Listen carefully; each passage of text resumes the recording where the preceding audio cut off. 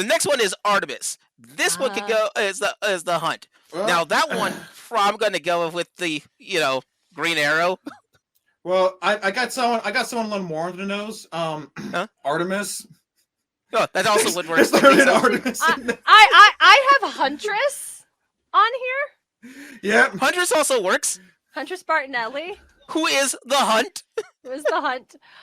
Anyone who just ever gone around or just hung out at Arrow Cave, y'all just.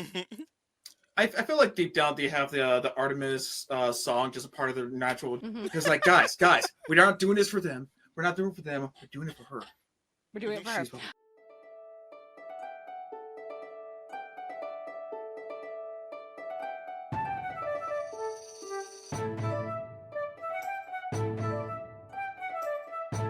Just a reminder, this is a spoiler-heavy podcast.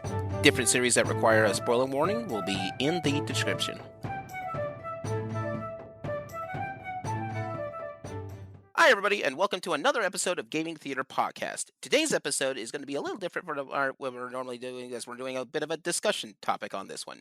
In this particular case, it's the Greek Godification of the EC Justice League. And we'll get more into why this is an important thing, and we are not the first people to notice the fact that there is a pantheon in Greek mythology, but also a pantheon is considered for the Justice League, and I'll explain that as we go.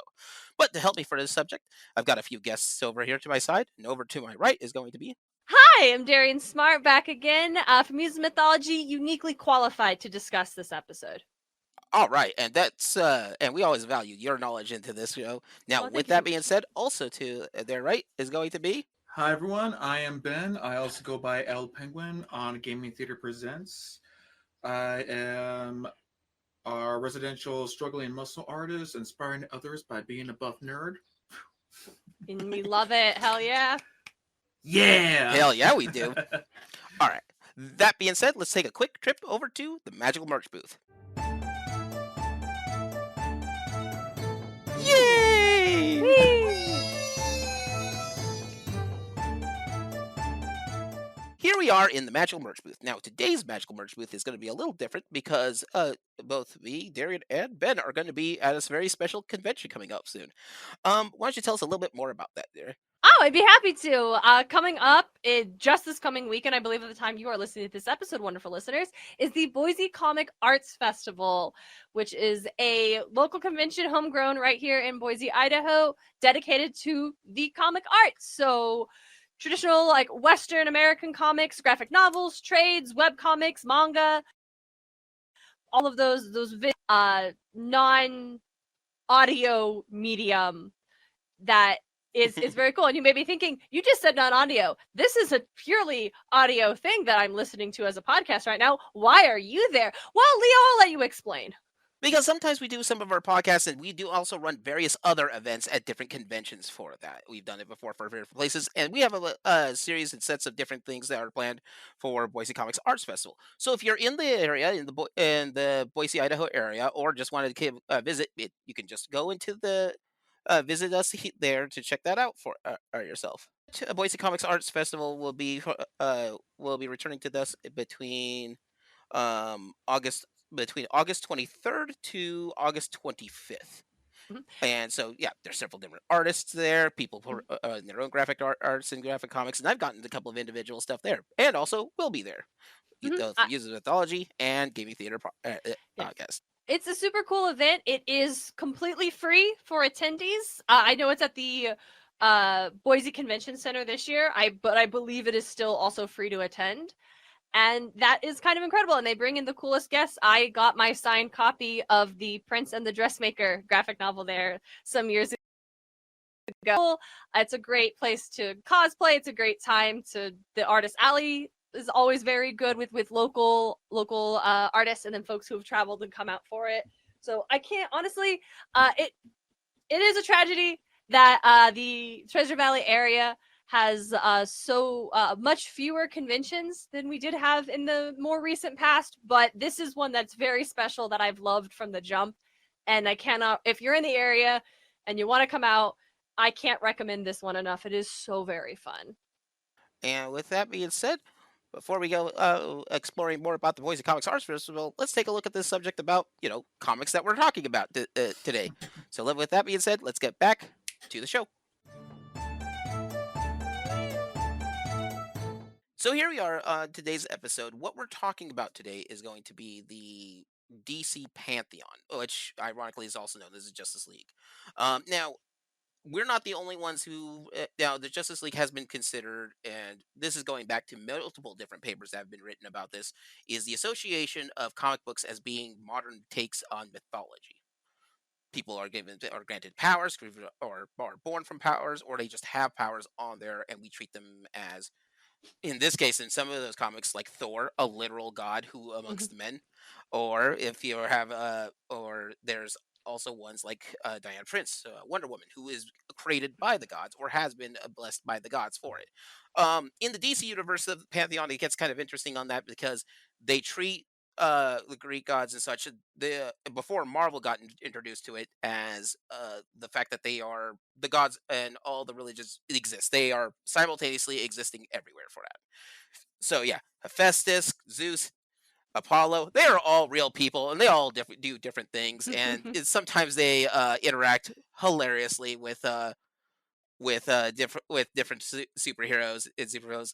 Cersei has a whole short story that about turning Wonder Woman into a pig once, and what's funny is that Cersei gets to got out of parole and like the underworld as parole for basically good behavior, but still wants revenge.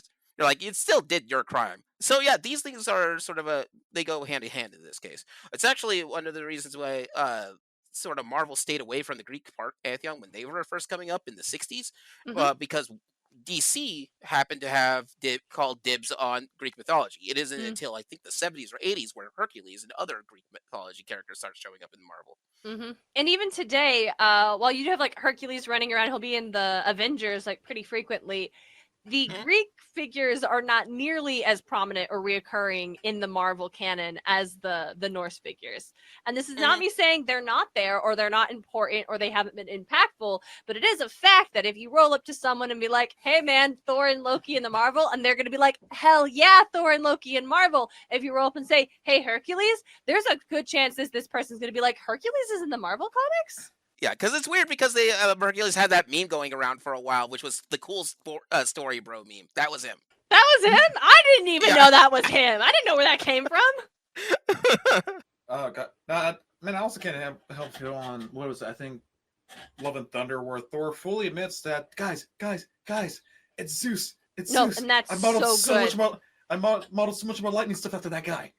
Isn't he cool? That's so funny. But we're not the only ones who do it. Specifically, there used to be an episode in Batman the Animated Series, which we've talked about before. In fact, there's a Batman villain in there called Maxi Zeus. Maxi Zeus is crazy. He is sentenced to Arkham for being and you are not allowed, like it's on his dossier. Any doctor that is not allowed to talk about any theological discussion with Maxi Zeus as part of his therapy. So Maxi Zeus thinks that he's the living reincarnation of Zeus, of Mount Olympus. It's hilarious because like he believes it so much that he believes that he's the avatar for Zeus, so much so that he also runs a criminal empire successfully, but it's mostly to fuel his delusions of grandeur. That's fair. Everyone needs a way to pay for their hobbies. Yeah, he's got to pay for the hobbies. So he also has a background in electrical engineering, so he understands how to make basically a lightning rod to shoot lightning to simulate thunderbolts. He really wants to stick with the whole Zeus gimmick, doesn't he? Yeah, so I recognize that in the animated series, it operates under a Batman the Animated Series operates under a more insular world, right, than like the DC Comics Batman would. Is this character at first, yeah. At first, yeah. Meaning like he's because the point I'm about to make is like I need to know: does this character Maxi Zeus, is he also from the comics, or is it a Harley Quinn? Right. Okay. I feel like to deal with this guy, Bruce could just really easily ring up Diana and just be like, you got any Greek gods you're on good terms with? And maybe we can shake some psychosis out of this man. if he sees what gods actually do. Now, maybe it makes it worse. Maybe it makes it better. You know what? Either way, you either fix the problem or you just have the same problem you were dealing with before. I think you could just use this resource you have on hand, Bruce. And I don't know why you're not. Oh my god. I think you can. And he gets delusional whenever he shows up against any other DC comic characters. He can't see them as the DC comic character. He just sees them as sort of the counterpart for it.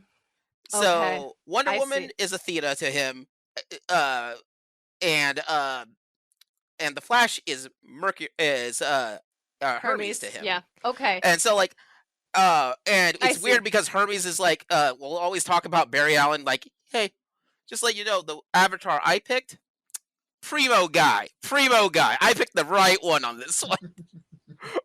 Okay, interesting. That's just sad. I feel bad for this man. But yeah, Zeus is just runs around, and it's funny because like people still work for him because he's good at being a master at the criminal empire, and so like he's done, and it's hilarious because his thugs that he has basically are like, all right, we'll do this, boss.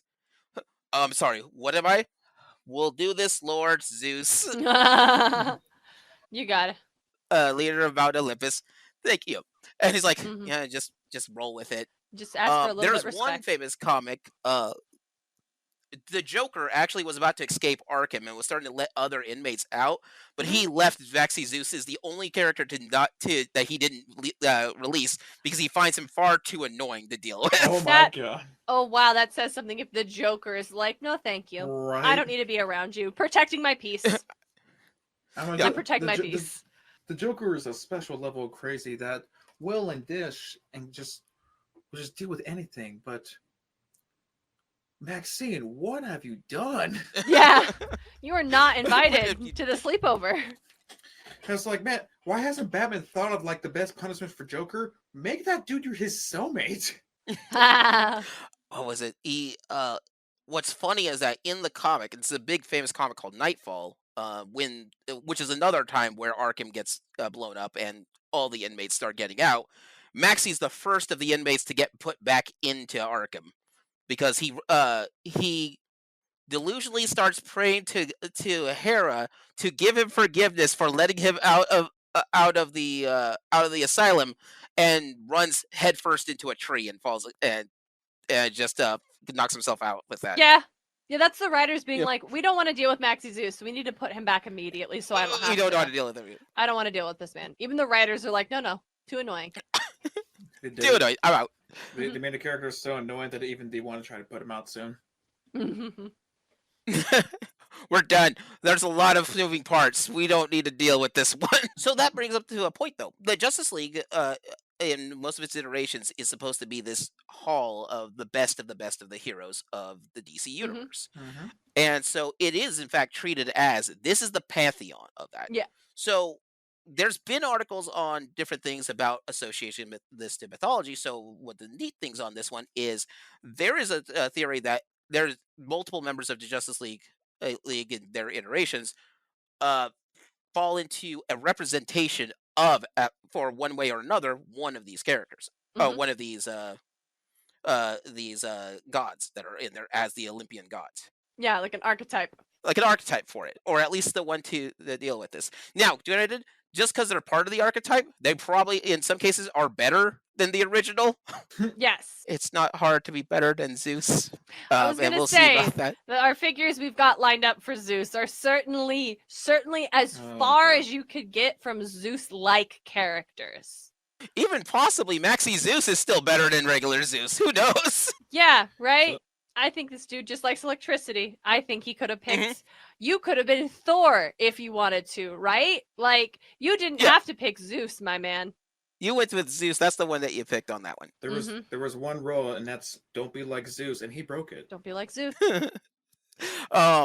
So that being said, we're gonna go ahead and make these associations. Now, there's no real how do I want to put it? There's no real guideline or lockdown for this as long as they're either a member of one of the bigger teams on it. Justice League, JLA, Justice League America, Justice Society, even the Teen Titans and such, because they're eventually a part of the Justice League in a way. Same with Young Justice. It's a whole thing. So we have our plethora of pantheons to go with. With that, let's start with the big 12 of these gods. Then which ones we go with? Probably should start at the big guy on top, which is Zeus. Classic. Zeus, from my understanding, is the considered the god of the sky, flight.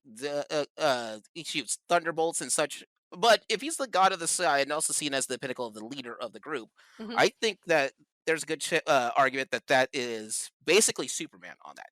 The Superman's always been, for the most part, the leader of the Justice League in almost every iteration of that. And his biggest power that most people know him for is flight, outside of super strength. Yeah, I think just being that inherent like leader, that point of reference where you rarely will you have a Justice League where you don't have Superman. Yeah, right. It is the just in how the figures connect like representationally and not necessarily mythologically. I think Superman is a very good one. Yeah, because if we were going mythologically, probably Shazam would be the one. You know, Zeus is literally in his name. Because that's his initials, the Z, and that stands for Zeus. And he even comes with lightning too. Yeah. So Shazam could probably fit the boat, but I honestly would lean more towards Superman. I'm sorry. Is Shazam an acronym? Yes, his name is an acronym. Also, the name of the wizard that gave him his powers. Yeah. And I'm sorry again. I've only seen Young Justice but the Shazam movie that one time with Zachary Levi. What does the acronym? What does the acronym? Oh, glad you asked. The acronym is for, and these are all different characters. It's his powers with case. So S is for Solomon. So King Solomon. The Wisdom of Solomon, the Strength of Hercules. I forget what he gets from Atlas, but that's the first A is Atlas. Would it be like Strength of Atlas? Yeah, he gets the Strength of Hercules. Would it be Bravery of Hercules then? Oh, it's it's the Stamina of Atlas. Okay. Oh, that's fair. Yeah, it's The fair. Stamina of Atlas, the Power of Zeus, Yeah. the Courage of Achilles, and the Speed of Mercury. Damn. Courage of Achilles is such an interesting choice and not what this episode was about.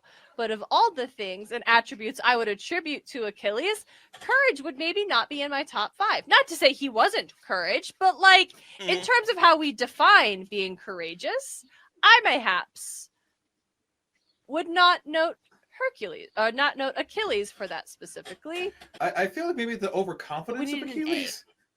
Yeah, the arrogance of Achilles, mayhap. The arrogance of Achilles. There we go. See, we fixed it. DC, listen. Yeah. We found your new writers. We can make this make more sense. Can just tweak it.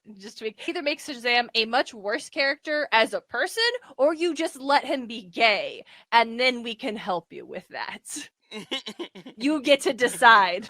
Enjoy that. And you know, Shazam also can divide his powers up, which is why you have the Shazam kids and such. And I love that there's one particular universe where Shazam is actually 3 kids in a trench coat. That is the legit canon for that. That's the I just watched my brother DJ, who's my co-host on Muses. He was just watching that Flashpoint thing where Flashpoint Paradox. Thank you. That's such a bummer zone. I didn't want to watch the movie, but I came in like a third of the way through, and then I had to stay till the end because I needed to watch it get out of the bummer zone, or I was gonna be bummed out all day. But yeah, the kids are all just one Shazam. There's like 5 kids.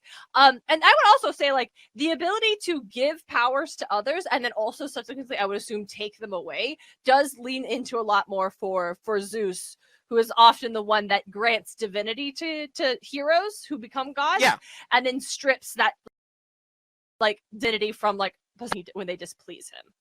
Yeah. It's one of his power sets that he can divide the powers to certain other people, and you've seen that in the Shazam in the first in the movies. That's how the other kids get their powers. He grants it to them. And so, but they're always known to have the Shazam. It's one of the things that he can do is that he can divide up his powers if he needs to. Superman can't do that particularly. However, Superman's just also seen as the pinnacle of your heroes. If you have a superhero you want to look up to, that's the guy. Right. Yeah. Now, an interesting take on that, going to the next god on the pantheon, I'm going to go with the other big bad, Hades. Big bad's the wrong word, just another big guy. Big guy, looming present. Nah, just a little dark, brooding. So Maxi Zeus actually calls Batman Hades every time. Fair. Because he's dark and brooding and mysterious over the shadows. Again, Maxi Zeus is probably not the best character to decide which is which, because sometimes he just feels like the guy who just read read the synopsis of the Greek gods and hope for the best. Yeah. He's never even picked up Emily Wilson's mythology. I can see a very strong argument, especially when one considers how often Batman will insist that he is in fact not a member of the Justice League.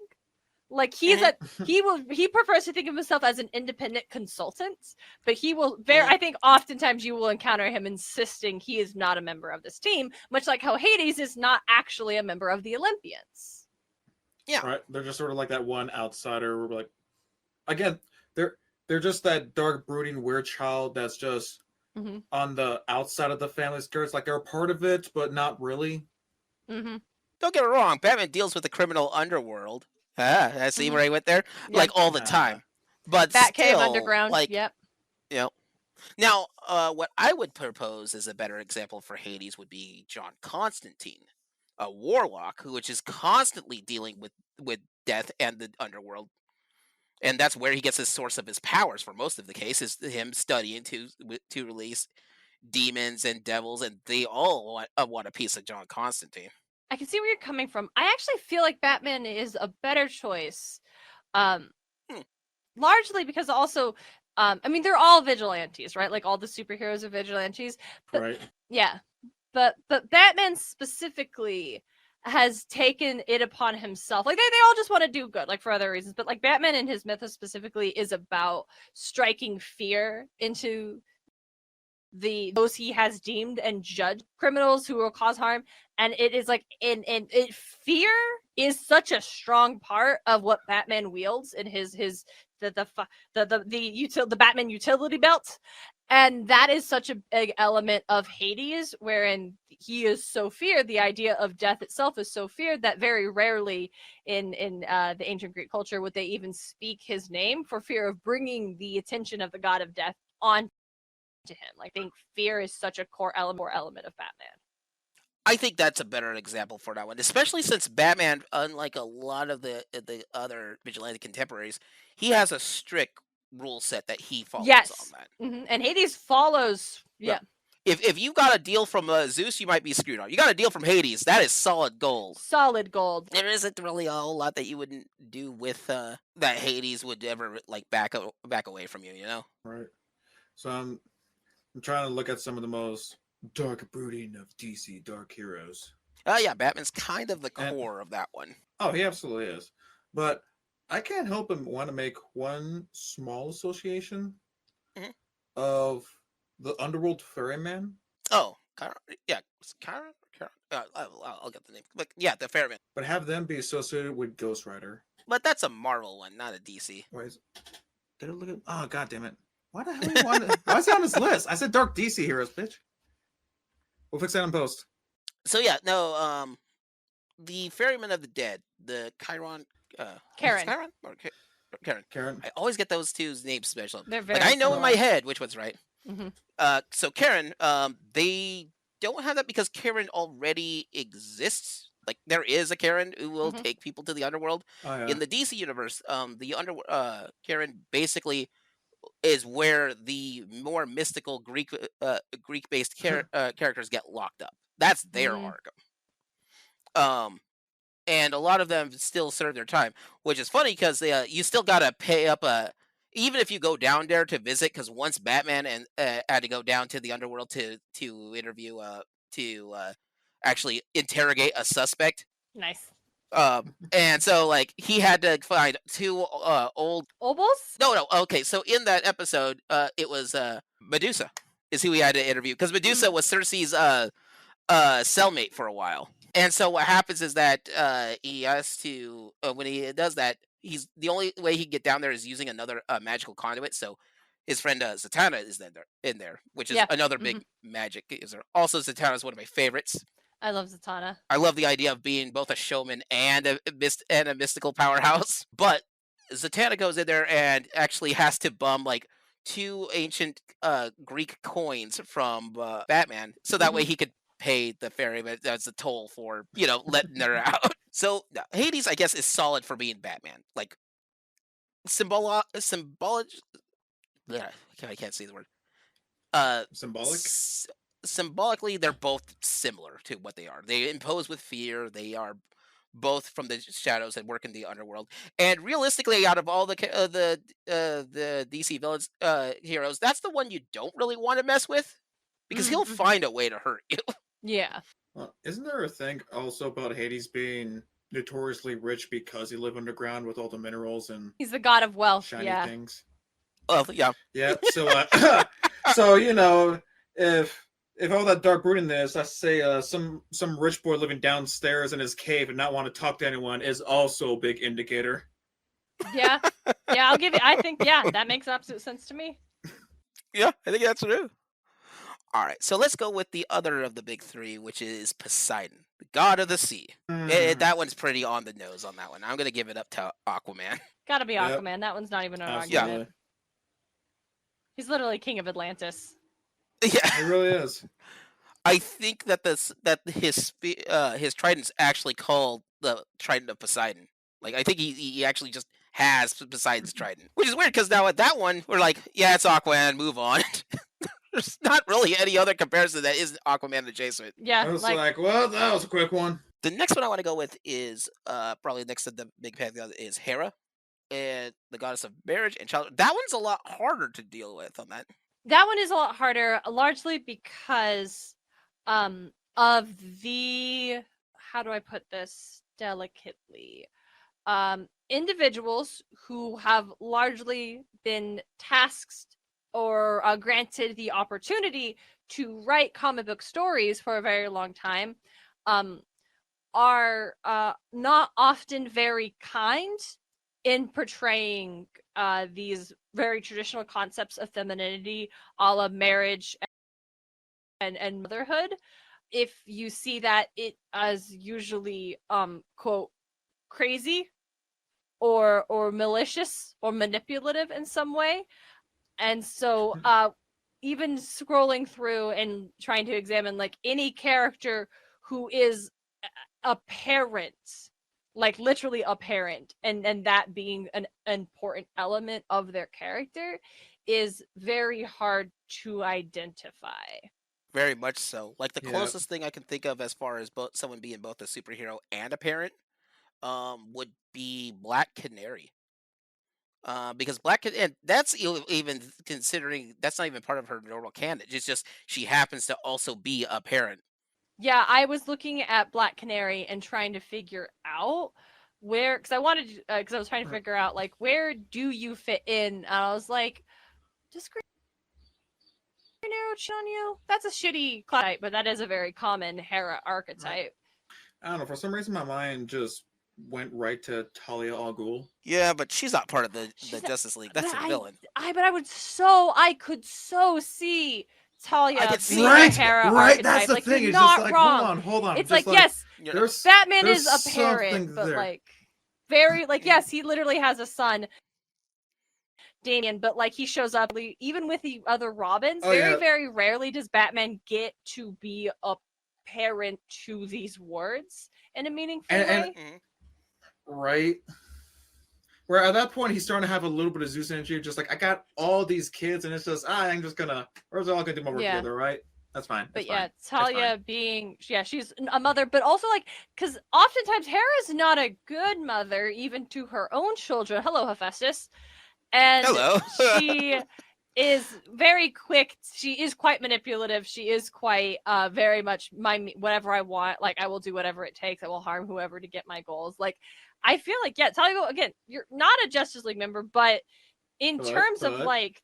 But I feel like if we're just trying to broaden the bigger DC, I will absolutely give it to Talia.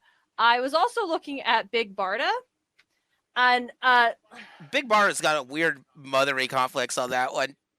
I was like, okay, and she very much likes the idea of playing a domestic housewife role, even if she's not super great at Yeah. it. Oh my god. Married to a very superpowered individual, but also what I think also does it is a thing that doesn't often get addressed in the especially the original 6 Olympians, is that oftentimes it was all 6 of them that fought in the war, not just Zeus, Hades, and Poseidon, Hera, Yeah. Hestia, and Demeter also oftentimes are believed to have fought in the war as well, just because like this like they are often also swallowed by Kronos and thus freed and Mhm. overthrow the Titans. So I liked, if we really wanted to like very hyper focus on certain Hera aspects, Big Barda Yeah. being a warrior originally and ultimately rebelling against an evil, you know, villain from Mhm. Apocalypse and leaving with her spouse to start a new life.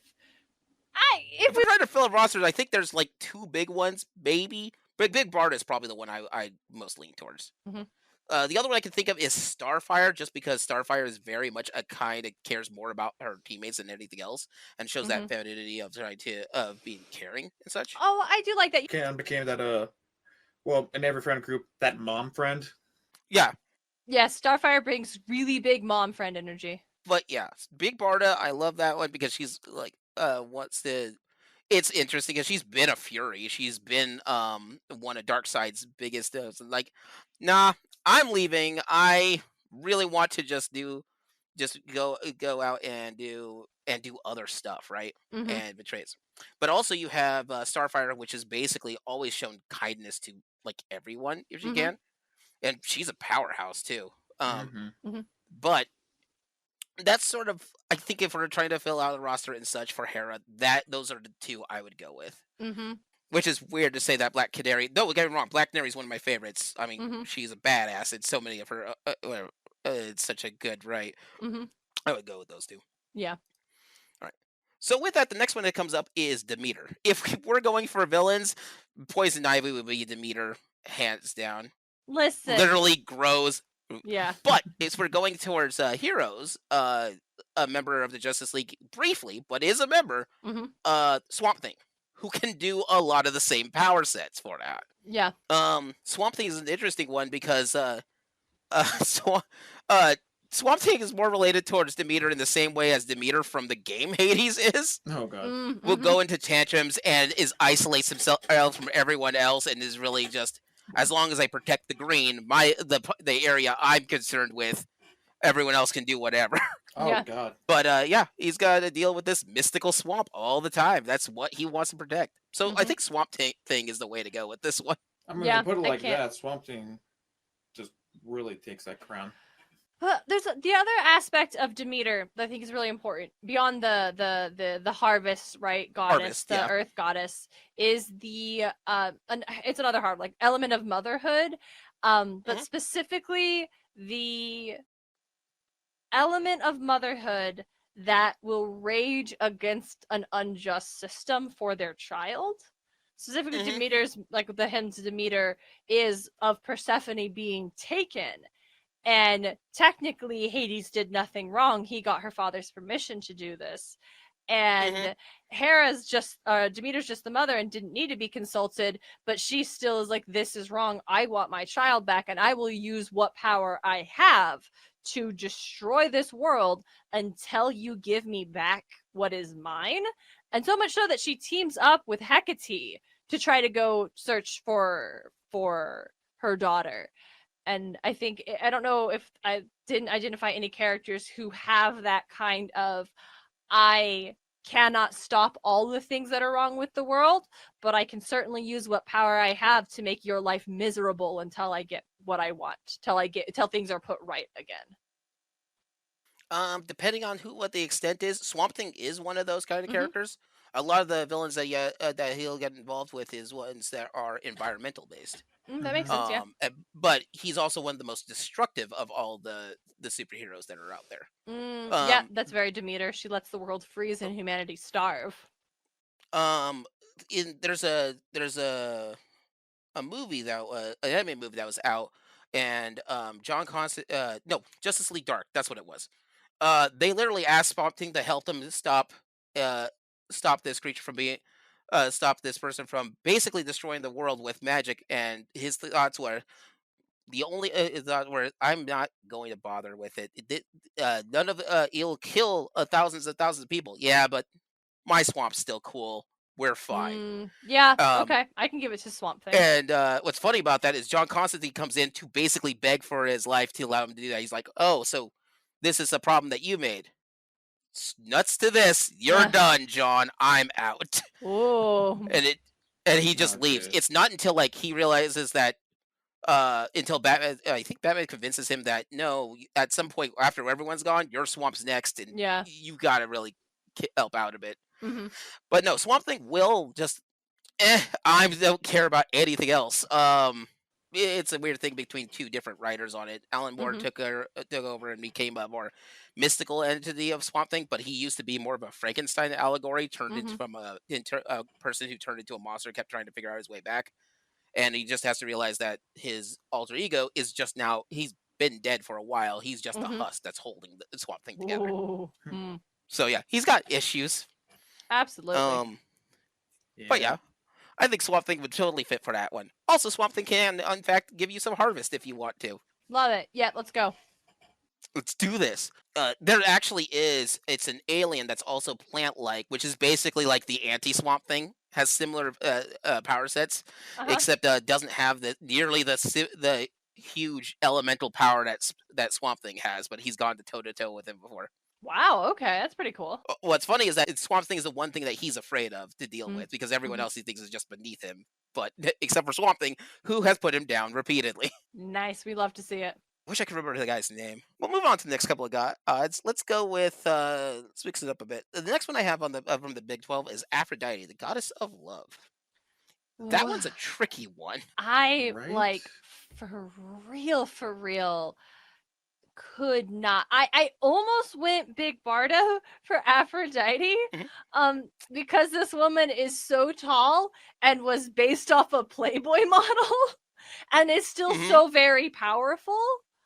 But Aphrodite is so interesting because she's like the goddess of love, she's the goddess of beauty, she's the goddess of passions, and it would definitely be easier if it was Ishtar who could be the goddess of love and war, and we'd be like, hell yeah, let's fucking run it.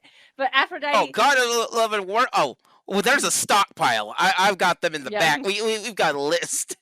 But for Aphrodite, it's difficult because it's like, especially with the DC, who are heroes, right? Who are going in. Like, Aphrodite doesn't have, or at least for retellings or identification of the character, wherein she is inherently heroic or is inherently skilled in battle. The one time she's famously on the battlefield is to rescue her son Aeneas during the Trojan War, and Diomedes manages to land a hit on her and cut her, and she has to run away, and Zeus reprimands her for like basically like, stay in your lane, Aphrodite, you don't belong there.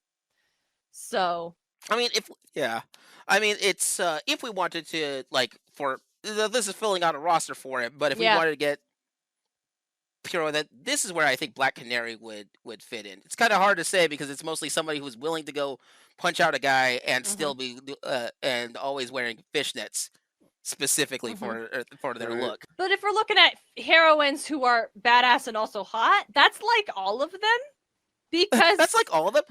You know, I feel like for this one you need to find a certain level and theme of but do they use their seductive skills as part of their whole repertoire? That's where the difference can be, because some of them, some of them go into solely kick ass. Wait, what about Catwoman? I don't think seduction's not her thing. Theft is her thing. I think the other problem is that the seduction element, the femme fatale, is often, like I said earlier, about how those traits of motherhood and traditional femininity are very rarely traits bestowed to heroes in comics. The Aphrodite elements of being able to use your feminine wiles is almost exclusively a villainous thing. Like, I bet we could find like Poison Ivy literally has a thing where she can use her pheromones to make men fall in love with her and do what she wants. Like, I think even Catwoman is a little bit sultry at times when she wants to get her way. Like, but that is identified as a villainous trait because How dare women to manipulate men by being desirable? Yeah. I honestly though, I find this hilarious. Is like the Marvel side actually has multiple people who do this. Mhm. In the villains end, you have Typhoid Mary, which is one of the people who did this. But in the heroes end, Black Widow does that. It's Black Widow's shtick. She's an agent. Yeah, she's literally like a secret agent. So like she has to be able to, yeah. So if we were doing it, I would Widow, honestly, if we were doing Marvel. It's also funny because I think we can talk about how I feel like Marvel doesn't have this very direct parallel to the DC, to the Greek pantheon. Like I don't think we ever hear, not that it's never happened, but when you, Leo, when you propose this episode and you're like, yeah, the DC Greek like the DC pantheon, I was like, hell yeah. And if someone says like the Marvel pantheon or referred to Avengers as being the same standard, it doesn't have that. It doesn't hit the same way that it does for DC, and I'm not sure exactly why. So it's how their writing is. No, for sure. But like, not that. Sorry, it's not that I don't understand why. It's just it's just interesting the fact that there are so many things about Marvel and DC that are quite similar because these two companies were copying each other for the last 100 years. That you can also have, and they don't have the core elements of a superpower iconic theme that you place like the staple of this world, and yet this idea of these characters being able to be like have the Greek archetypes is so like yes of course, whereas for the Avengers it's like nah, I don't see it there. And I think that's a very interesting like organic evolution, unless it was actually on purpose over here. I think it was on purpose. What is it? I know that there was a saying that DC is the heroes that we would want to have. Marvel's the heroes we'll probably have. Interesting. Yeah, okay. I feel like between the two, DC definitely goes a lot more into just like, actual just gods or beings and that in general. But Marvel is a lot more just like, the everyday person now needing to step up or being smart enough to step up. So it's almost like they have more of the hero's journey, where DC is just like, no, they feel like gods. You're meant for greatness, and this is your destiny. Yeah. Spider-Man is so appealing, and his problems are the ordinary problems that any person could have, but layer on top of it, you are a superhero, you have to save New York, and also Green Goblin's fucking around and he's got to find out again, and you have homework.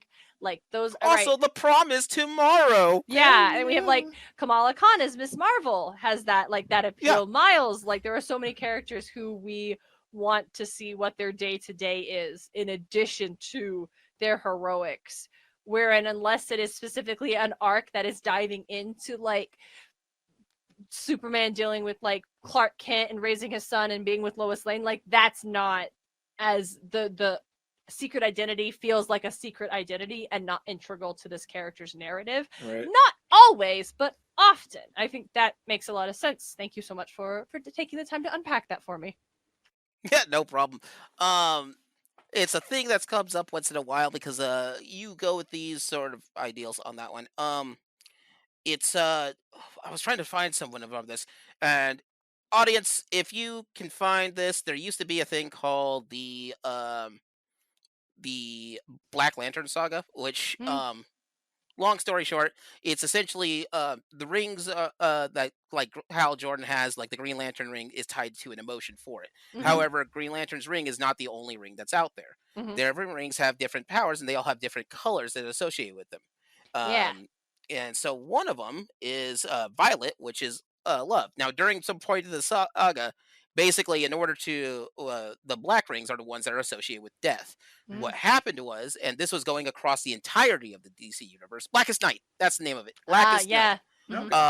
And with it, they basically all the villains, all these bad people who have been taken out in the past are all getting attached with a black ring, which allows them to be resurrected and also have similar powers to the Green Lantern Corps. Oh my. So,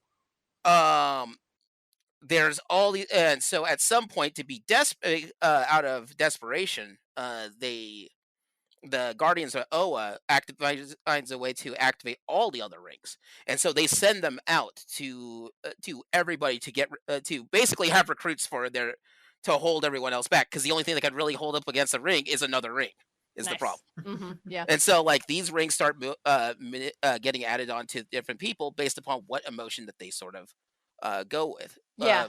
Barry Allen got the the indigo ring, which was for compassion, Aw. because as far as he has a lot more compassion than most of the other heroes for that. Um, and so the blue one ring is for hope, which went to Supergirl for one thing. The green is willpower, which went to Al. Yeah.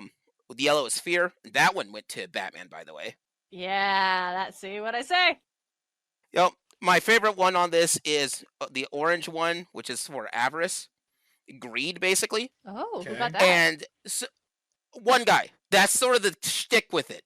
There is only one orange ring that's out there, and there can only be one because it's the whoever has it is the greedy. Sharing isn't the thing.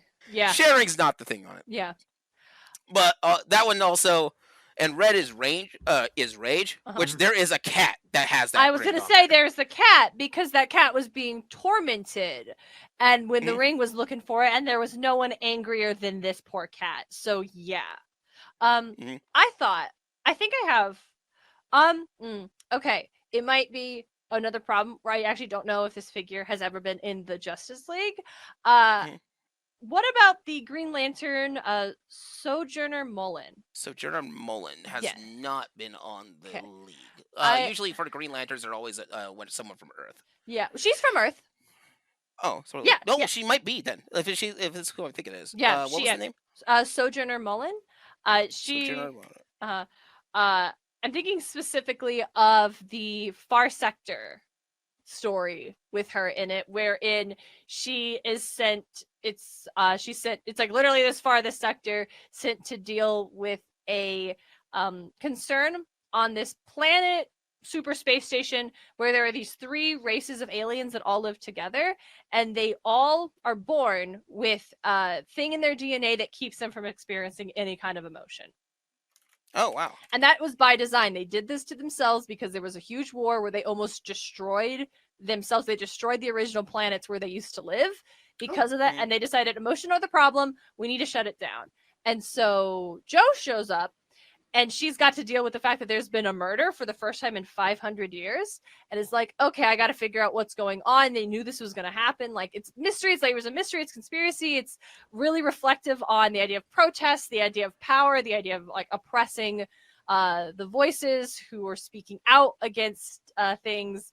And it's also super great. I highly, highly recommend it. It's such a good comic run. But Joe, when she shows up, she's offered, hey, just take this, you just have it temporarily. And she's like, no, because she's like, it freaks her out. But also she's like, no, I need my emotions. Like, I need to be able to feel all the things. And so Aphrodite, she's like goddess of love, right? And beauty. But we can also feel like the idea that like love can hurt so badly sometimes, but love can be wonderful, and it can be a spectrum of what love is, which is not what Aphrodite specifically represents. But if we're going to stretch it a little bit for the roster, I think a character who as an arc where she specifically embodies the importance of a company of experiencing the entire spectrum of human emotion as a necessity and a strength, I would slot her in there. And we're just and you're someone give me the gold for that gymnastics I just did. That gymnastics backflip that we need to be done for this one. Look at her. That's a gold medal right there. Wow, she's going to Paris. I guess that is not. How was the Olympics, everybody? Oh, it's not like you went off and said, we're going to Los Angeles. You mean the Olympics back in the 90s? Yeah, that's the one. That's the one. Yeah. Let's go to Tokyo. Yeah. But yeah, so I think that one would fit in this case. And as a preliminary, there has to be at least a Green Lantern at all times in the Justice League. Nice. And so yeah, this works. Yeah, I actually was able to find it. And yeah, it's a part of the new Justice League. Sojourner Mullen is a part of it. Hey! Yep, that's it. Yay! Okay! Counts! We found one! We found one! We found one! We did. All right. Quick. Moving on. Who's next, Leo? Move on. The next one is Artemis. This one can go is the hunt. Now that one, I'm gonna go with the Green Arrow. Well, I got someone a little more under the nose. Huh? Artemis. Oh, that also would work. There's I think literally an so. Artemis in there. I have Huntress on here. Yep. Huntress also works. Huntress Bartonelli. Who is the Hunt? Who is the Hunt? You know, anyone who just ever gone around or just hung out at Arrow Cave, y'all just. I feel like deep down they have the Artemis song just a part of their natural. Because like guys, we're not doing this for them. We're not doing it for them. We're doing it for her. We're doing it for her. She's what we do this. I will absolutely. I am 100% on board with us gender bending these archetypes. Like they don't have to be like. If I could have thought of a really strong parental like father figure for Hera, I think I would have been totally on board. I would have been on board with that. For Artemis, however, I am gonna have to say I refuse to cast a man in this role. Oh, So, that's cool. But I do think get it's so central to the Artemisian archetype, a goddess who is meant to be the protector of young women, and whether or not Artemis actually ever fulfills that role is the fact that misogynistic men were the one that were telling and recording these myths we still have today. But she is inherently meant to be the protector of young women, the hunter, but also she is, while a member of the Olympian gods, is so often the one that is most set apart from them because her time spent on the earth. She is often viewed as being more isolated, more separate. Which is, in that case, that Huntress and Artemis both fit that role much better. Because Huntress is on regularly introduced into the Justice League, kicked out of the Justice League. Oh, hun. Yeah. Yeah, and even Artemis had her own like on and off thing, where I believe in Young Justice almost got them in trouble a lot. Yeah. But yeah, you need an archer. You just need one. You need an archer. I think Huntress. I would also maybe argue for Bartonelli more. I mostly because I know a little bit more about her backstory than I do about Artemis's backstory, which is why I can only swing for her. But like her very traumatic backstory, the things that happened to her when she was a child, her family getting slaughtered, like that avenging thing is also a very strong part of Artemis. She is so very quickly to punish. Like very, very, like Hera we view as a vengeful goddess, but Artemis does not fuck around. This lady that was bragging that she was better than Leto because Leto only had 2 children and this woman had 12, and Artemis rolled up and killed all of her kids. I mean, she had Apollo's help, but like, vengeance. Just vengeance, right? Vengeance to a huge level, which fits Huntress because that's why she keeps getting kicked out of the league. Yeah, she just can't. She can't play. She has her own. And it's always Batman who has to kick her out of the league. Nobody else is going to do it. Because originally this idea of this character was the future child of Batman and Catwoman, and they have hardcore retconned that, but it's the earliest idea of this character was, which also I think works with her being the child of, or not in this one anymore, obviously, but like the concept of the character being the child of one of these powerful figures to begin with, which is also the reason Artemis is allowed to run around and do as she pleases is because Zeus is her father and she got her father's blessing to never get married. There has control over her. Yeah, it's a whole thing on it. Yeah, I think Huntress fits, ironically, the Artemis stereotype more than Artemis does. Although Artemis being an archer, I got it. I saw what you did there. Yeah. Yep. Yeah. But I think that those work well. So the next one down the line on that one, is Ares, the god of war. So this one gets kind of weird because it's essentially, and I've talked about this in both Muses of Mythology and in Gaming Theater podcasts. Ares and Athena have 2 different styles of war. Athena's about strategy, tactics, and using your skills. Ares, on the other hand, is about brutality, sheer force, and the will to stay in and fight. The more brutal aspects of it. Yeah. If I was explained, like if Athena was a sniper rifle, Ares is just a sledgehammer. You don't use that to. You use Ares to just pound something down. Backtracking through most of these things, I think Orion, Darkseid's son, who's been Oh. on the league for a little bit, Mhm. and he will go to town. In fact, there's a few people who actually stand up to Orion because I mean he's Darkseid's son, Mhm. and he will go off on rage temperature hands. He apparently got that from his dad. Fun. But without the discipline to hold it back, like what Ooh. Darkseid can do. Mhm. So he's about to go rage out. It's usually Superman who has to talk him down because Superman can take a couple punches in the face if he needs to. Mhm. I think Orion fits this trope. Another one I've seen is like Hawkman, because Hawkman is always like the more he's just goes in with a axe and just goes to town on Mhm. things, or he just picks up large blunt weapons, and he's supposed to be and he's a master of different types of these weapons, martial on that, Yeah. and goes to town on that. Um, but honestly, between Hawkman and Orion, I think Son of Darkseid, Psycho, and borderline, Rage-a-Hall, Yeah. I'd go with Orion. No, I think yeah, especially because like Ares is not even well liked. Like Athena is the favorite of Zeus. Like Ares is Mhm. not well regarded. He's not well respected. I saw a really great comic that was like reinterpreting Ares as being Athena is a war goddess, but she is like the goddess of like you said, like strategy, but also Athena's very existence is meant to preserve the status. Like Zeus was so afraid his child, if they were born a son, would kill and overthrow him that he swallowed Metis. Metis when she was pregnant, and then Athena popped out, and Athena being a daughter means she is no threat to Zeus whatsoever. So Athena's war is the one that is the war to maintain a status quo. Ares is the war of the people, those who suffered, those who experience rage, those who have been oppressed and put down. Like the Ares is the war of rebellion, which is a very modern interpretation of it, right? I keep going back and forth on whether or not like I'm gonna bring up like some specific classical myth, or I'm gonna bring up some modern like let's be flexible with it. But I also think that could be, if we wanted to play with that element of Ares as as not just the war, but a war for rebellion, a war Mhm. of the people. That could be a cool angle to approach it with. I think that would be a cool one. Mhm. If it's a war, like someone on the battlefield for the people, ironically, this is where Green Arrow stands. Green Oh. Arrow has always been his concept has always been for the people.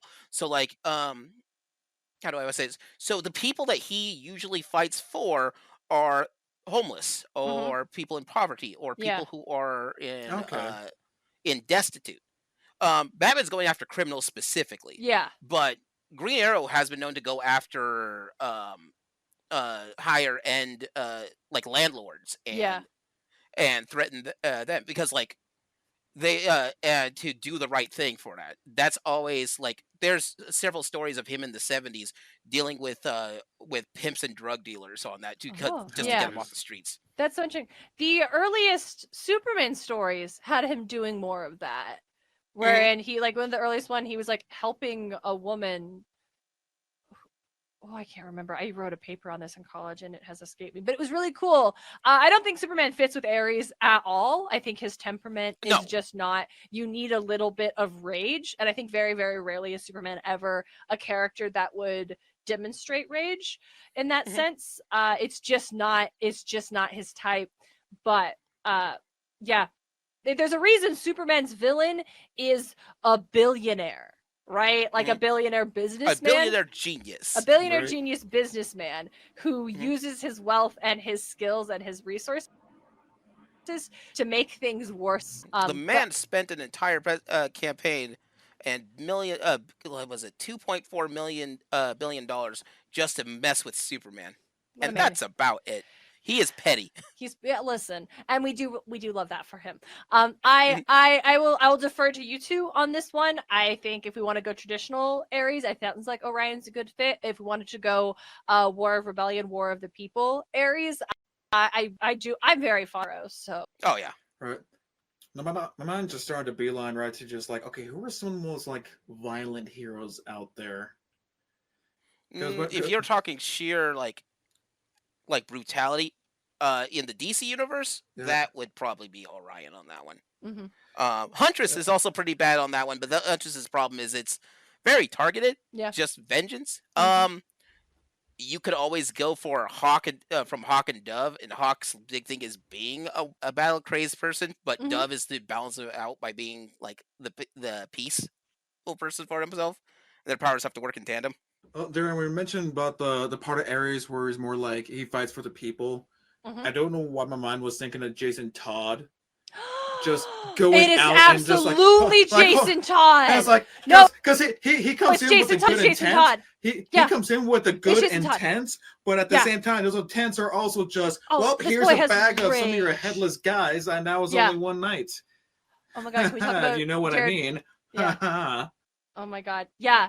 It's Jason Todd. It's absolutely Jason Todd. Can we talk about Jensen Ackles being the voice of Jason Todd in that one Redhead movie where he talks Oh, yeah. about, Oh, I'm yeah. gonna run this thing, but you're not gonna sell the kids? No selling drugs to kids?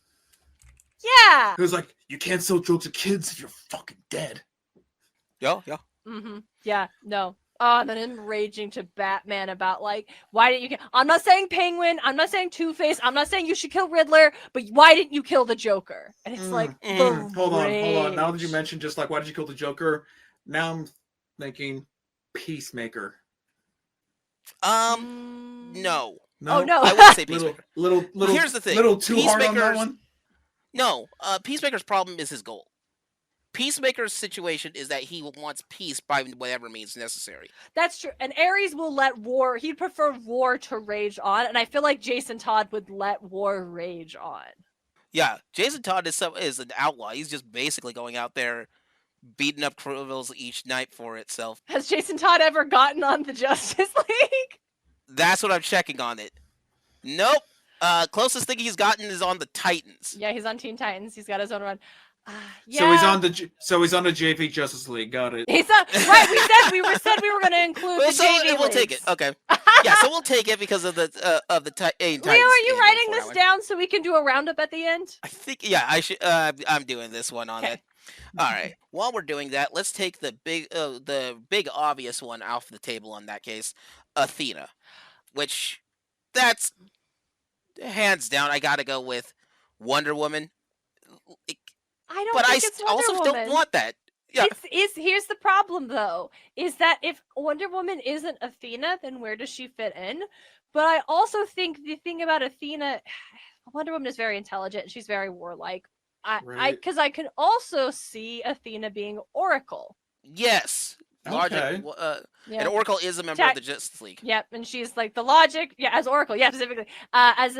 She's very like getting in the information. She's very resourced. She's the tactician. Right. She's also giving everybody information, which is what Athena's very big on sharing.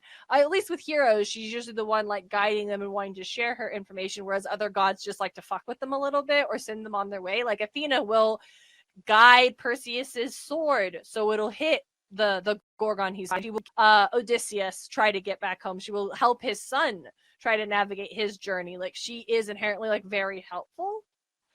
Not always, but often.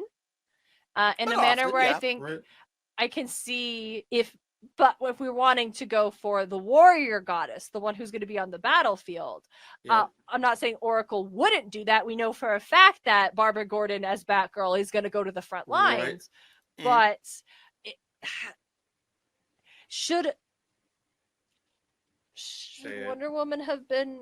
Should she have been Hera? Wonder Woman could have fit under Hera in that case. If we could, I would move Wonder Woman to Hera.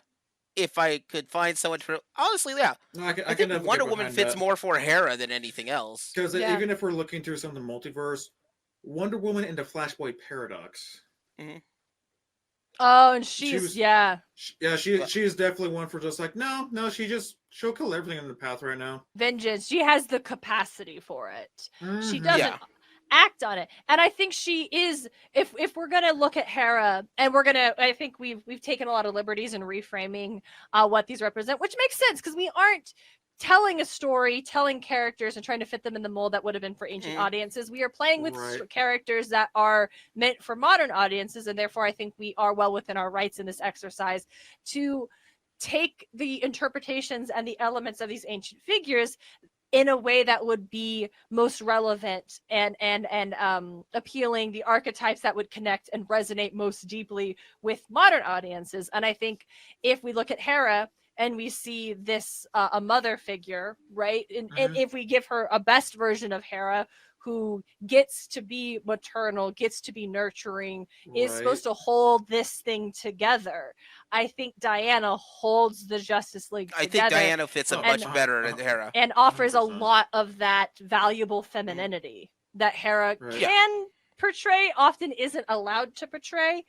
But I think Hera, Wonder Woman as Hera works a lot better than Big Barda in this case. And also a lot of Wonder Woman stories is, even from its get-go, is all about the female empowerment and such. Oh, yeah. What is that? So I say we move Wonder Woman up to Hera and kick Oracle over down to Athena. Yeah. Because Oracle is all about wisdom. But even when she was out there, she could also, as Batgirl, represent Athena's actual, like, battle capacity. Yeah. So also, she could still hold her own. And yeah, like she's not like you're not gonna catch Oracle sleeping. Like no. No. She's Oracle. She's Barbara Gordon. Like you're just simply not. You're not. No. So I think that one totally works out for that. So with that, let's go with the clown or actually the drunk of the team, Dionysus. I've got one, and sort of. Kind of. So let me explain on this one. Okay. Dionysus is the god of wine and basically the party god. Yeah. Right. The one that doesn't take anything too seriously on that. And going with the one that doesn't take themselves too seriously, Plastic Man is the one I think would work on that. I can see that. Plastic Man is also, much like Dionysus, a lot more powerful than people will give him credit for. Totally. As like a demigod, Dionysus could do. Yeah. Yeah. He's got the powers of being able to deliver madness to people, and he can hold his own against most of these guys. But honestly, doesn't take himself too serious for himself. But Plastic Man, is a. What's funny is Plastic Man, canonically on this one, uses the Justice League to keep himself from doing crimes. There's a very amazing story that I wish I could remember. I wanted to remember the name. I've talked about it before. It's after the Tower of Babel trade. But what it is that there's I think it's called Secret Identity. I'll look it up real quick. But what it is that they have is that there's an episode, there's an issue where the Justice League's alter identities and their superhero personas split into two different personas. Okay. So there is so we have Superman being one entity, and Batman are one entity, and Clark Kent being a completely separate entity.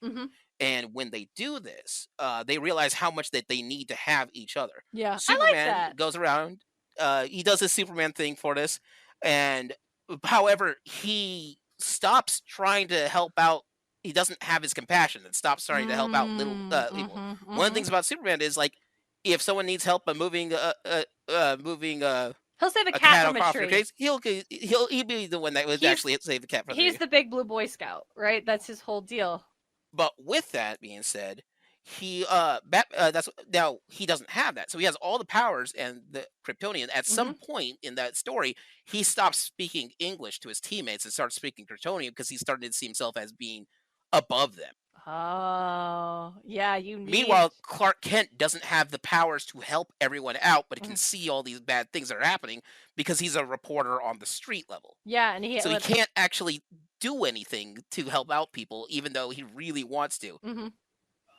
I retract what I said earlier about the secret identities not being as integral. I would like to retract that statement. That's fine. So with that, there is... also, for like Batman was an interesting case because what happens is that there's Batman, the Batman persona, which is all the skills, all the tactics and such, and he was very, very efficient, but would be so efficient that he didn't even bother to go down there to do any of the fighting, and so it would be just wacky on that. However, Bruce Wayne has all the rage and fear that he's built up from his trauma. Yeah. Batman doesn't have trauma. Yeah. Batman is the coping mechanism. Exactly on that. That's not true. Batman has trauma. You know what I mean, listeners. You know what I mean, listeners. Batman's whole character is drama. Yeah.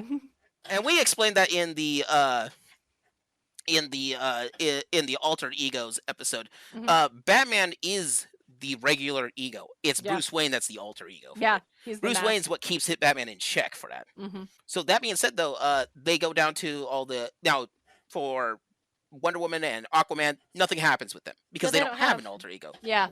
That's just them. But for Plastic Man, it was really interesting because his alter ego was a guy called was a guy nicknamed the Ego, the Eel, and what he does Uh-huh. is that he used to be a petty criminal before he got his powers and Mhm. such. When he got his powers, he worked a deal and started becoming a superhero. Mm. Except he thinks it isn't until he gets his body split like this. Plastic Man is a clown, and no one listens to him in the regular Justice League because he doesn't have any. He has all the jokes, but he never gets serious for anything. Mm. Meanwhile, the Eel, the alter ego for that one, what happens to him is sad because he uses. It turns out, crime was almost like alcohol to him. He Oh. used it as an addiction. Ooh. So him getting his powers to himself was the best thing that could ever happen to him Mhm. because it gave him an ability to to stay on the straight and narrow for it. Oh wow. Okay. That's And so so he interesting. treats it. So he is like always, whatever the Justice League needs, I'll do it. And Yeah. just because he doesn't want to go back to that life of crime on that. That is sort of where that interesting case comes up for that one is that he's a clown. Mhm. He'll make jokes and puns all the time, Mhm. but at the same time, if he needs to, he can be serious and he can take people down if he needs to. I But like- he's mostly the fun clown side of this. I like that a lot because the thing about Dionysus is like you said at the top. Oh yeah, he's the god of alcohol. He's the god of parties. He's the god of sex, drugs, and rock and roll, baby. Like that's often what we think of Dionysus, and that is true. Like his followers That were is- like that's that's a fact. his followers were crazy wine drunk ants that would tear men apart in the woods. Like yeah, for sure. But also the thing about Mhm. Dionysus is that he is the god of wine because specifically the god of being grapes, the god of vegetation, and the cycle of life and death. Because Dionysus went to the underworld to rescue his mother, right? And bring her Mhm. back to Mount Olympus. And that act of descending into the underworld actually connects him to the underworld in a way that's not often interrogated in modern reinterpretations of the character. But more to the point, it's the fact that he came back as he was before. Like descending to the underworld did not leave him changed or darkened. He was still himself, right? And he was successfully brought his mother back, much like how grapes will die, the vines will die, and then the next year they will return and there will be harvest again. He does represent this cycle of life, this reality that sometimes there is loss. And so I liked learning that Plastic Man has that element of an underscore of somberness in the nature, the idea that this life is a necessity for him because otherwise there would be only tragedy. I think that makes him a very good Dionysus for the roster. Yeah, if I find that the comic that trade, I'll let you know. I just know, which is dumb because I know the one that come before it, which is Tower of Babel, but it's hard for me to remember the one that's after it. There's so many, gang. There's so There's many. so though. many. Yeah. All right. So with that, the next one that I think we have for that one is we have Hephaestus coming up. So Ooh. Hephaestus is the god of the forge and can build whatever.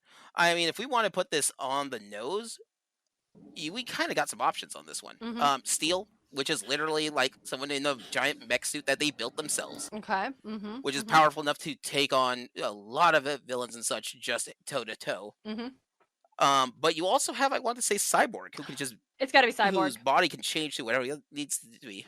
It's got to be Cyborg because it's not like it's got to be Victor. He can build. He's very intelligent. The having the body can be the demonstration of the technology, but also integral to the Hephaestus is the fact that he is not physically who he once was anymore because of XYZ things that had happened to him. And Cyborg is physically not who he once was anymore. I think that his character has to deal with on a regular. And so I think, it's got to be Cyborg who literally has like prosthetics that are great, that make him the superhero element, of course, but also like it is not the things he has experienced forever changed him in a way that is outward, in a way that is tangible, in a way that is so integral to the concept of his character. Yeah, I think Cyborg fits with this one a lot better than what it's just because he can make that change for it. Because being able to make the arts and design, and I've got another one for that one, but that's the next one that we're going to be talking about. But for I think Hephaestus, Cyborg, and if he needs to build something, he just does and gets that taken care of for him. Yeah. And so I think that is the one that would fit the best of this for it. Yeah, it's the Cyborg. Now that being said, I think after Cyborg and Hephaestus, we still have Apollo. Now, Apollo is the god of the sun, light, but also of music and generally creativity, if I understand this right. Okay. So, if that's the case, and I want to bring up to this as being Green Lantern is a good case for it. Okay. Most specifically, Kyle Rayner, Green Lantern. Kyle Rayner as Green Lantern, unlike all the other Green Lanterns, his day job is actually as a comic artist, and he also is obsessed with different with manga as well. And he was given, and so Fucking what happens weeb. is that when he gets his, he's a super weeb, and he knows it. But the thing is that if you have a ring that can create anything that you can design, and he's an artist that understands how to make all this designed, he just can level a playing field by just making a mech out of nowhere, or he just starts making all these designs and things as he wants to. In that story that I was telling you about, where they split, Kyle Rayner was the Green Lantern at the time, and he started getting writer's block when he stopped having the ring. Oh. His personality for Green Lantern could not come up with anything more complicated than the Rock. And so, like, he have the thing that makes he doesn't have the artist's ability like he has. I like that. If that's the being the Apollo is a deity of like human creativity and ingenuity. Oftentimes, you might see that being the realm of like Athena, Hephaestus, and surprising or not, Prometheus are often deities that are heavily associated in the ancient world as being the gods who are the patrons of the craftsmen and the artisans and those who are creating. But Apollo definitely being god of like music and oracle, prophecy, excuse me, and those are very much. But I would also want to take a moment to examine Apollo as being the literal Greek ideal. This Apollo, the god Apollo, was like, this is who all Greeks should aspire to be. Like, this is our truly the golden boy, the best of the best. Like, this is what we want in a Greek. This is Apollo. This is this ideal. And if we want a character that represents the ideal of what a culture, a society could be, and we don't want another Green Lantern on a team, I would like to nominate Superman for this position. Okay. I can see it. Yeah, if he's supposed to be the ideal, Superman would be with the way to go for that one. Yeah, especially you definitely saw that we just called him the Golden Boy. Yeah. Like the idea that like Superman is someone who is not of our world but chooses to protect it, who has unlimited power, could view himself as a god, could view himself as better than ever, could take over the world and get whatever he wanted, but has deep compassion, empathy, humanity, and uses his powers to save cats if the need calls for it. Right. No need, no hurt is too small for someone to address, no matter what their power is. And we could argue that that is the ideal of what a superhero should be. And not to say if his hero isn't that, it's bad. Obviously, we have tons of heroes who aren't that, who are great, and we love that. But like, if we're talking about this unattainable ideal of what X could be, if that is the version of Apollo we want to go for interpretation, I would propose Superman beyond that if we picked Shazam earlier as Zeus. Yeah, if Shazam fills off as the Zeus when we get to the end of this, then I say then Superman would have to fall under Apollo being this ideal. No, that definitely on that, because especially with how he described it. But just to piggyback off what Darian said and to go back to not only being the golden boy and a fine god of the arts, it is canon. Superman knows ventriloquism, so he does know a bit of the arts too. He is a performer in his own right. He has come forth and it's like, no. I must perform today. I'm going to make that dog talk from a distance. Let's roll it. Yeah. So, if nothing else cements Superman being the most Apollo, that definitely helps. Superman also gets his powers from the sun. Exactly. Oh my god! I was wondering who would get there first, but he gets his powers from the sun. From the sun. Okay, now he's all about the sun. At this point, Superman just spot on Apollo. I would say Superman, Apollo way more than Zeus. I was like, you know what, Superman has moved the sun. Coincidence? I think not. I think not. All right. So with this, then I think Hestia is one that we haven't gotten to yet. I forgot what Hestia is the goddess of. Hestia is the goddess of home and hearth. She is associated with when Athena and Ares go out to war. Hestia represents what you're actually you want to come home to. It's not in the.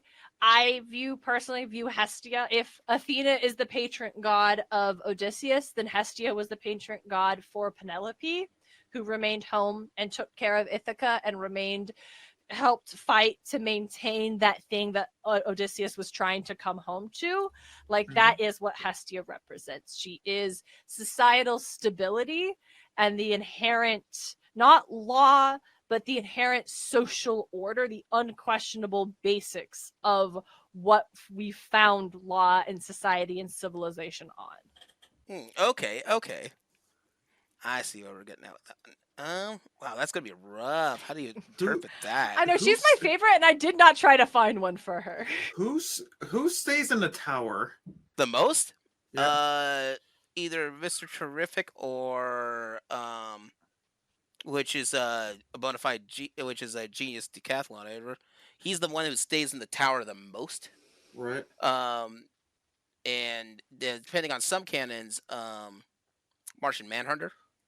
But that doesn't really work too much on here. No, I was gonna say Martian Manhunter, in most things I've always seen him, has always just kind of been that guy from the outside, but he always comes in as like the pseudo family member. And it's like, even though he's kind of weird about it a lot of times, like let's not forget the first time he ever experienced Christmas. Oh yeah, that was such an adorable. But at the end, even though he's like the guy out of the loop, he's still the one everyone just comes down to as sort of just like, no, you make things just kind of feel homely. But also mention, I believe in Young Justice, he was also one of the head guys to just kind of help like guide the younger ones.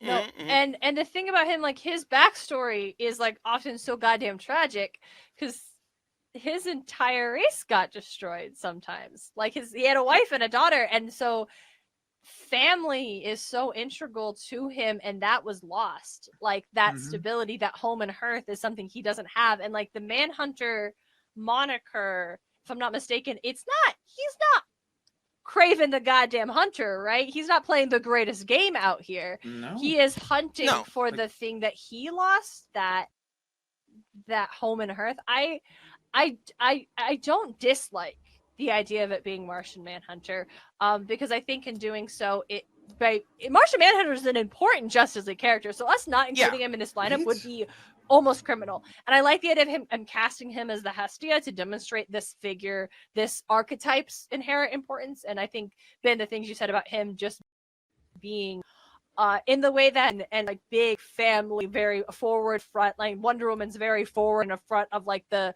beliefs and the stability and stuff. Like Hestia's those quiet things that you don't think about until you need them and they're not there. Yeah, like he craves just having his. So it's kind of an interesting parallel because hmm he's the last of his kind. hmm Superman's the last of his kind. But Superman was spent his childhood and such on Earth in Smallville and such, so he got to Yeah. experience He has human life. family. Yeah. Right. Martian Manhunter, for the most part, is in his middle age for hmm Martians and has had families and families, Yeah. and they're all gone. Yeah. Yep. And the closest thing he hmm has is his pseudo family here in the Justice League, hmm and for the most part, from his original origins, he's stuck on Earth and can't figure out how to get back to Mars hmm originally. And I also like the fact that Martian Manhunter is like can change his shape. He can take any form that's necessary for the moment, and I think we can definitely expand that for this Hestia idea of home and hearth can look like Mm. anything. It doesn't have to be a Right. specific like this a core traditional like heterosexual couple and 2.5 kids in a suburb with a dog and a car. Like it can be anything that you find comfort in, and I like that. Martian Manhunter has the ability to just be a one size fits all, homebody. He There gives we go. you know he gives the best hugs. He does. When you can have somebody who has 16 arms at you, you're getting hugging. It's Mhm. hugging time. It's hugging time. No, I think I definitely I'm on I like the way Ben framed it. That definitely that definitely convinced me more than anything. Oh, we had some good convincings and changes around on this one. Let's see here. Hermes. Hermes. Well, Hermes, I think, is going to be on the nose on this one. The Flash. It's gotta Yeah. be the Flash. Now, what's funny is that Hermes is considered the god of the speedsters in the DC canon. Of course. So the thing is, on occasion, Hermes just picks a guy to be a speedster just for funsies. Just for fun. Funsies are like, I think you. But Hermes, unlike everybody else, which canonically, like, we will give our powers to X person and hope that they do best. hmm Oh no, this turned back to haunt me. oh Like, Felix Faust. Let's give him powers to help him become a wizard. Oops, he's a villain now. no! I Don't was you like, hate well, to that see could have it? gone better. You hate it to see it. However, Hermes actually goes in and tries to examine their life really quick, and just to make sure that this is the guy I pick for this one. Mm-hmm. He's like, you know what, you're good on this one. I think there was different so different speedsters are picked and chosen by Hermes, and which Mhm. Hermes like will transfer it always in the lightning bolt. That's this thing to get you the Yeah. speedsters. He's got, you know what, Barry's a good guy. Yeah.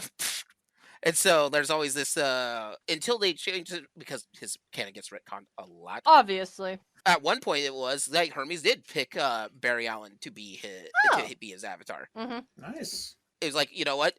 It could be anything that would happen to have this lightning bolt. But you are probably the best guy I could think of to do this job. Mhm. So you're getting the powers. But yeah, there was at one point his canon was like Hermes actually moved the lightning bolt to make sure it hit him specifically in his lab. Nice. But which I think is great on that one. Yeah, and I think Hermes is often, in addition to being just fast messenger of the gods, he is a Mhm. trickster god. He can wear many faces. He can be super helpful to heroes. He can cause harm. Being typically very humorous. It feels like Barry Allen is of the Justice League members a character who is often very humorous, often brings a lot of levity to it, sometimes causes mass disaster, but not on purpose. Sometimes No. things go sideways. He calls on oopsie daisies We on call those it ones. oopsie He daisies. really so does, and I think and- for a lot of reasons, the Flash is a great Hermes. One thing I really like about the Flash, as far as unlike the other characters on this, Flash is a moniker more than a title. Yeah. Mhm. There is other people who have been the Flash. There is I think 6 or 7 people who have taken the moniker of the Flash at one point in time. Mhm. It's something that we don't think about too much. Like, there was a point where Wally West was the Flash, but for people who since I think between after Crisis of Infinite Earths until the mid 2000s, Wally West was it. He was the Flash. Yeah, he's what made a lot of what we think of as the Flash, like that. It comes from Wally West. And it's always so fun. They have to put a distinctive difference between them, between the Flashes and such. But it's kind of neat because essentially it's like, okay, this is a torch that I got to pass on to the next guy to pass on the next guy. Yeah.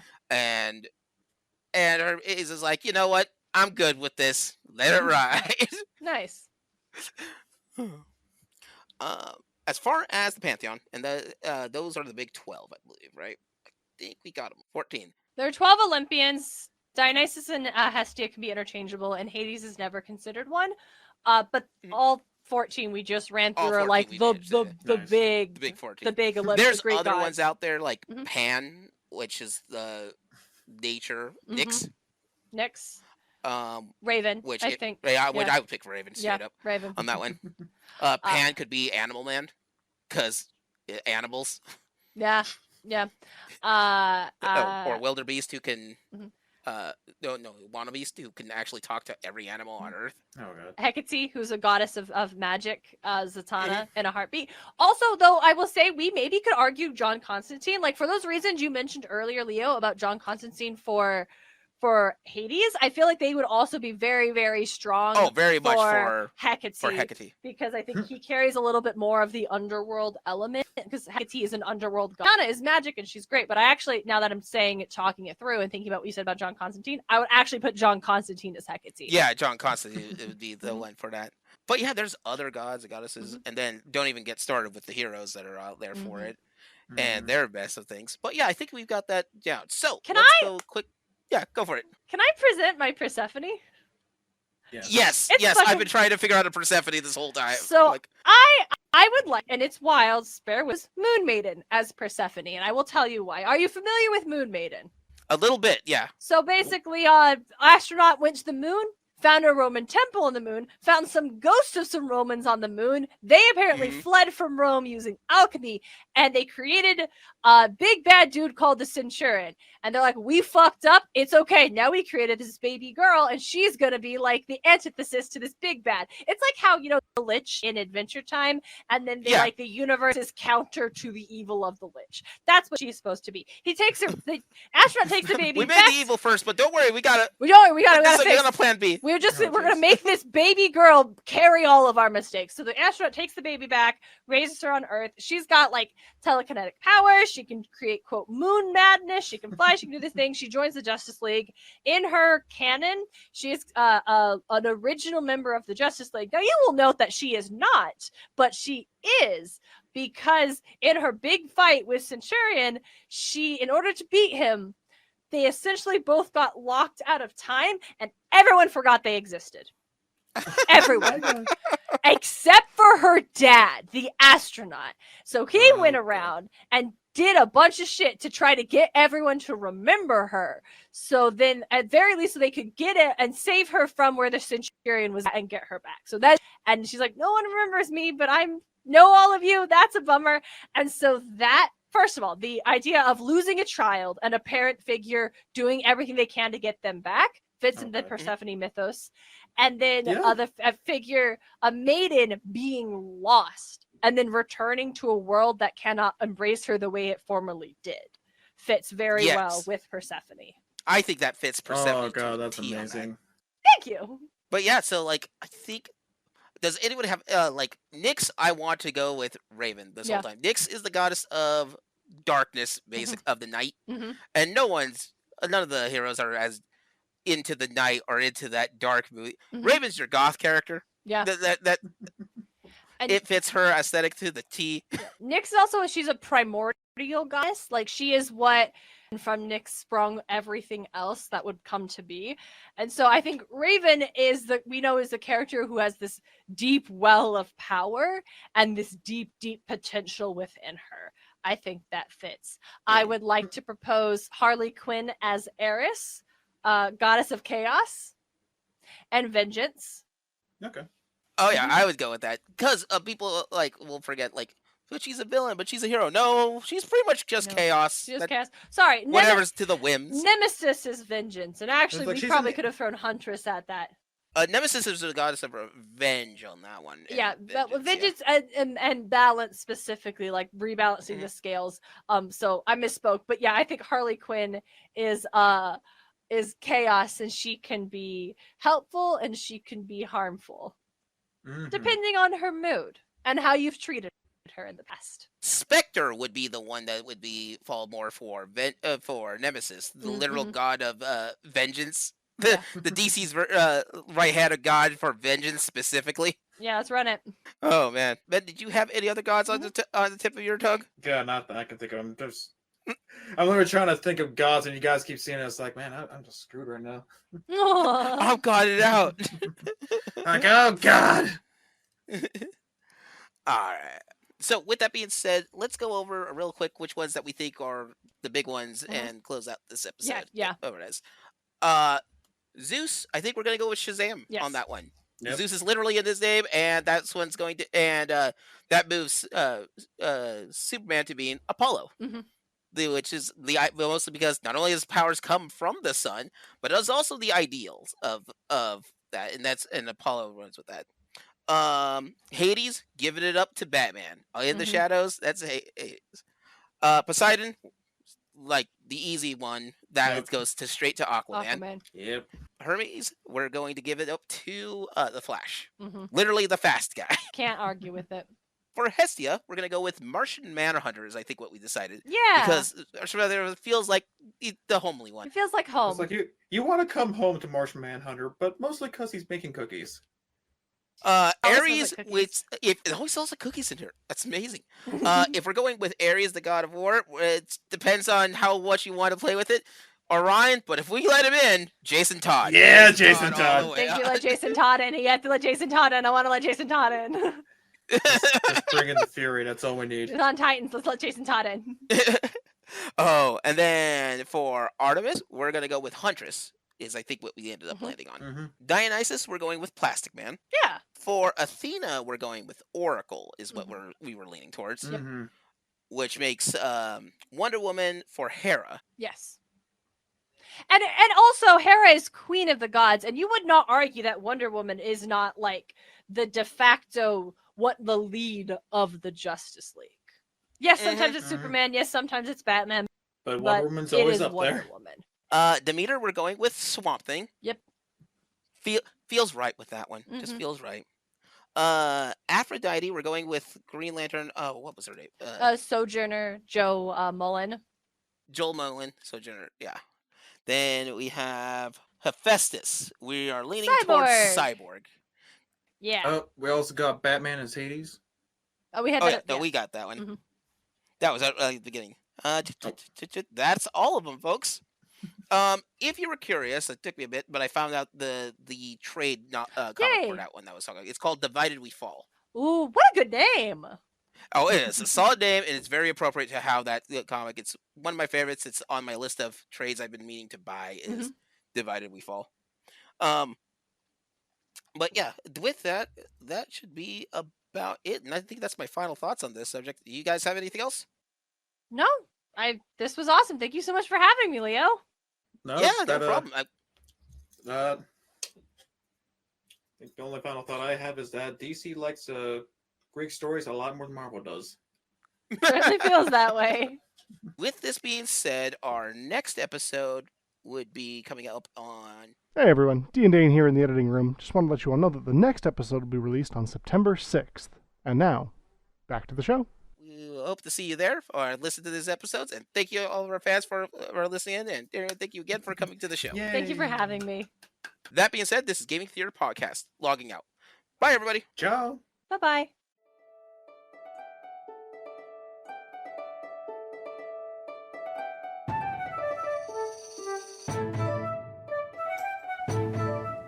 Gaming Theater Podcast is hosted, created, produced, and edited by Leo Garcia, the Geek Scorpio.